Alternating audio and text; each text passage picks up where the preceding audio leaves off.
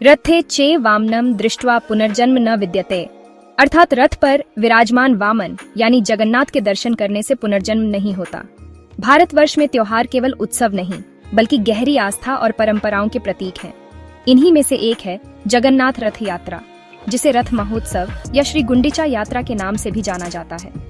यह त्योहार भगवान विष्णु के अवतार श्री जगन्नाथ, उनके बड़े भाई बलभद्र और उनकी छोटी बहन सुभद्रा को समर्पित है। हर साल आषाढ़ मास के शुक्ल पक्ष की द्वितीया तिथि को यह यात्रा बहुत ही धूमधाम से निकाली जाती है। वर्ष 2025 में यह पावन पर्व 27 जून शुक्रवार को मनाया जाएगा। रथ यात्रा का उत्सव केवल एक दिन का नहीं होता, बल्कि यह कई दिनों तक चलने वाले अनुष्ठानों की एक श्रृंखला है। 2025 में द्वितीय तिथि का आरंभ 26 जून को दोपहर 1:24 पर होगा और इसका समापन 27 जून को सुबह 11:19 पर होगा, जिसके बाद रथ यात्रा का शुभारंभ होगा। इस यात्रा का मुख्य आकर्षण भगवान के भव्य रथ होते हैं, जिन्हें भक्तगण अपने हाथों से खींचते हैं। ये माना जाता है कि जो भी व्यक्ति इस रथ की रस्सी को छूकर उसे खींचता है, उसे 100 यज्ञों के बराबर पुण्य मिलता है और उसके जीवन के सारे कष्ट दूर हो जाते हैं।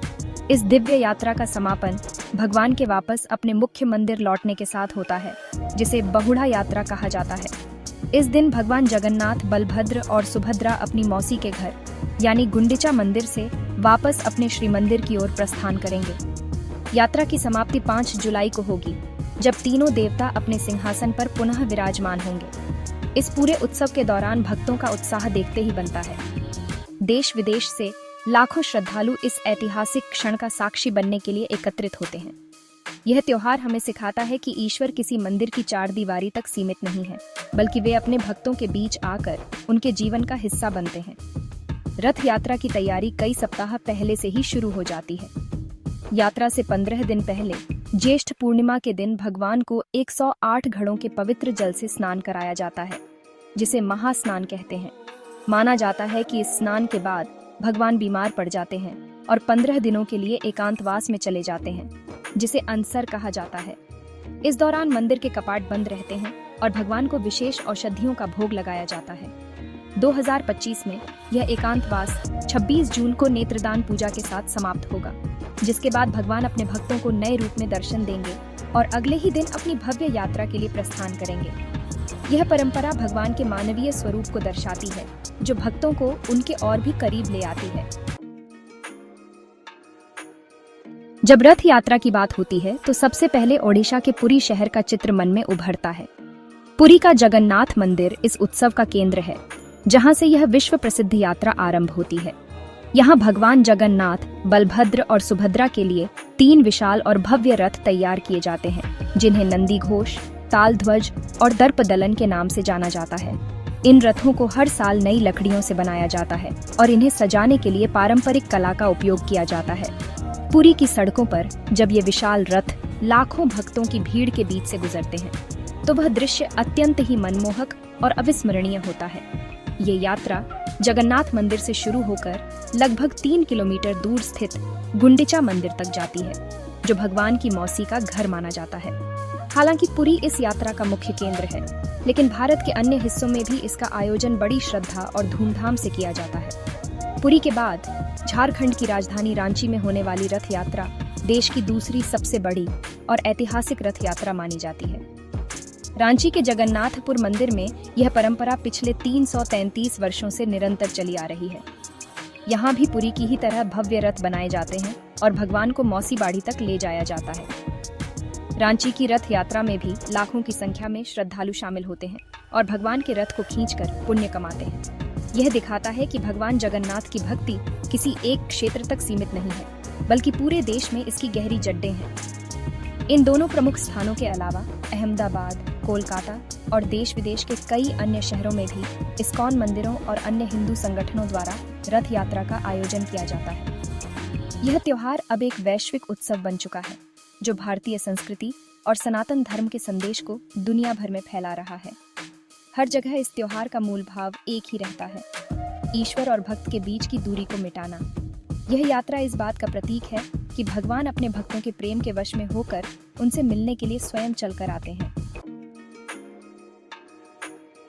रथ यात्रा केवल रथों को खींचने तक ही सीमित नहीं है, बल्कि यह कई महत्वपूर्ण और अर्थपूर्ण रस्मों का एक संयोजन है, जिनमें से प्रत्येक का अपना विशेष महत्व है। इन्हीं में से एक सबसे प्रमुख रस्म है छेरा पहरा। यह एक ऐसा अनुष्ठान है जो समानता और विनम्रता का सबसे बड़ा संदेश देता है। इस रस्म में पुरी के गजपति महाराजा, जो भगवान जगन्नाथ के प्रथम सेवक माने जाते हैं, एक राजा होते हुए भी एक सेवक की भूमिका निभाते हैं। वे सोने की झाड़ू लेकर तीनों रथों के मंच और उनके सामने के मार्ग की सफाई करते हैं। इसके बाद वे रथों पर चंदन का सुगंधित जल छिड़कते हैं। यह कार्य यह दर्शाता है कि ईश्वर की दृष्टि में कोई भी बड़ा या छोटा नहीं है, चाहे वह राजा हो या साधारण प्रजा, सभी भगवान के सेवक हैं। छेरा पहरा की रस्म के पीछे एक गहरा दार्शनिक संदेश छिपा है। जब एक राजा स्वयं झाड़ू उठाकर अपने ईश्वर के मार्ग को साफ करता है, तो वह समाज को यह संदेश देता है कि सेवा का कार्य सबसे बड़ा धर्म है और ईश्वर की कृपा पाने के लिए पद और प्रतिष्ठा का कोई मोल नहीं है। यह अनुष्ठान रथ यात्रा के आरंभ होने से ठीक पहले किया जाता है और इसे देखने के लिए लाखों भक्त एकत्रित होते हैं। यह दृश्य हर किसी को विनम्रता और समर्पण की भावना से भर देता है। मान्यता है कि जो भी व्यक्ति इस रस्म को देखता है या भगवान के रथ के लिए मार्ग साफ करने में किसी भी रूप में योगदान देता है, उसे मोक्ष की प्राप्ति होती है और उसका जीवन धन्य हो जाता है।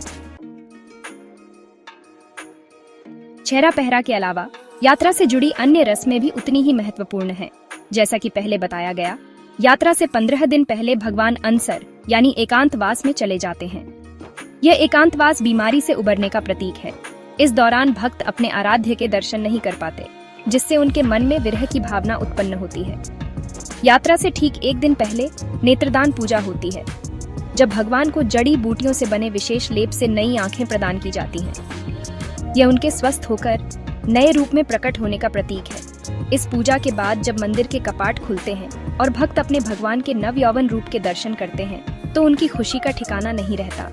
यह क्षण भक्तों के लंबे इंतजार के सुखद अंत का प्रतीक होता है।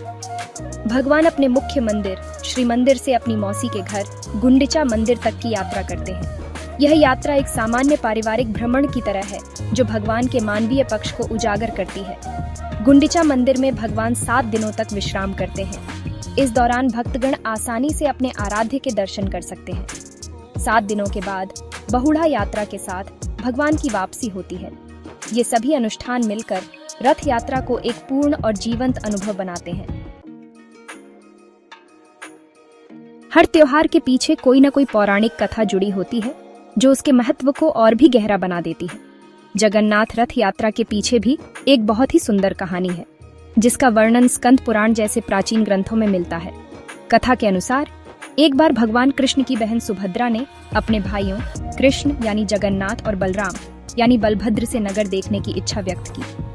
अपनी प्यारी बहन की इच्छा को पूरा करने के लिए दोनों भाई उन्हें एक रथ पर बैठाकर पूरे शहर का भ्रमण कराने के लिए निकल पड़े। इसी यात्रा के दौरान वे अपनी मौसी के घर भी गए। माना जाता है कि पुरी की रथ यात्रा उसी दिव्य घटना की याद में हर साल आयोजित की जाती है, जिसमें भगवान जगन्नाथ अपने भाई बहन के साथ अपनी मौसी के घर जाते हैं। इस त्योहार का धार्मिक महत्व अत्यंत गहरा है। सनातन धर्म में मोक्ष को मानव जीवन का अंतिम लक्ष्य माना गया है और ये माना जाता है कि जगन्नाथ रथ यात्रा में भाग लेने से व्यक्ति को मोक्ष की प्राप्ति होती है। ऐसी मान्यता है कि जो कोई भी भक्ति भाव से रथ को खींचता है या रथ पर विराजमान भगवान जगन्नाथ के दर्शन मात्र कर लेता है, वह जन्म और मृत्यु के चक्र से मुक्त हो जाता है। रथ यात्रा का महत्व केवल मोक्ष प्राप्ति तक ही सीमित नहीं है।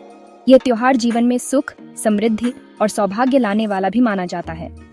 भक्तों का विश्वास है कि इस यात्रा में शामिल होने से उनके सभी पाप धुल जाते हैं और उनकी सभी मनोकामनाएं पूरी होती हैं। अंततः जगन्नाथ रथ यात्रा केवल एक त्योहार नहीं, बल्कि आस्था, संस्कृति और मानवता का एक जीवंत संगम है। ये भगवान और भक्त के अटूट प्रेम का उत्सव है। 2025 की रथ यात्रा में भाग लेना निश्चित रूप से एक अविस्मरणीय और आध्यात्मिक अनुभव होगा, जो जीवन को एक नई दिशा और सकारात्मक ऊर्जा प्रदान करेगा। यह आस्था का वह महासागर है जिसमें डुबकी लगाकर हर भक्त स्वयं को धन्य महसूस करता है और अपने जीवन को सफल मानता है।